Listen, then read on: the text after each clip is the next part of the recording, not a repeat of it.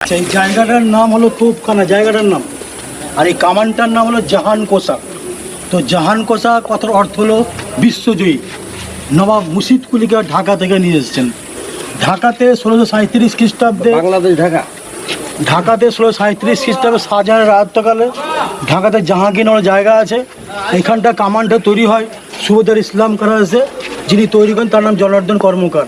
এটা 8 রকমের ধাতু, অস্ত্র ধাতু দিয়ে কামানটা তৈরি করে। তখন এই কামানটিকে যুদ্ধের ক্ষেত্রে কী করে নিয়ে যেত?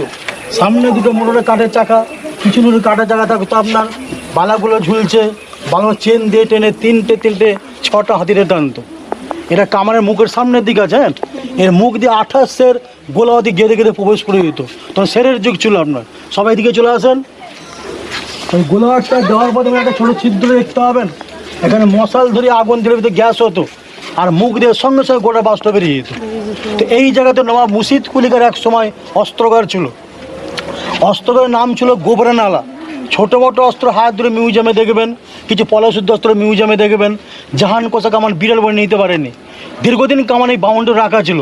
কাঠের চা রোদে বৃষ্টি নষ্ট হতে লাগলো, তার তলতে বট গাছ উঠে আপনার। যখন বট গাছ সেটা আস্তে মোটা হতে লাগলো, শিকড়তে কামড়া থেকে গেলো, চাকা সব খুলে গেলে চলে গেলো। এটা সেন্টার সরে গাছটি স্ট্যান্ড করে দিল ট্যুরিস্টদেরকে দেখানোর জন্য। কামানটার ওজন 212 মন, 7 টনের ঊর্ধ্ব ওজন আছে।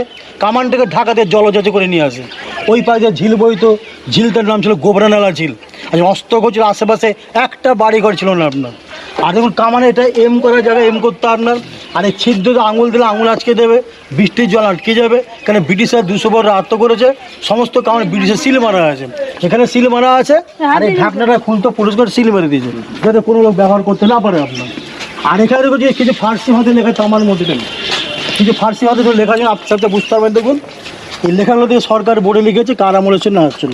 বুঝলেন তো, যেহেতু বোর্ডটা সব জায়গায় দেখবেন, জায়গা দেখবেন ওই বোর্ডগুলো আবার নতুন লাগিয়েছে, আবার এই বোর্ডে লেখা যাবে, মানে এইগুলো উল্লেখ করে সরকার বোর্ডে লিখে দিয়েছে। এর নাম জাহান কোষা। ওটা বডি অস্ত্র হতো, বালাগুলো আপনার লোহা।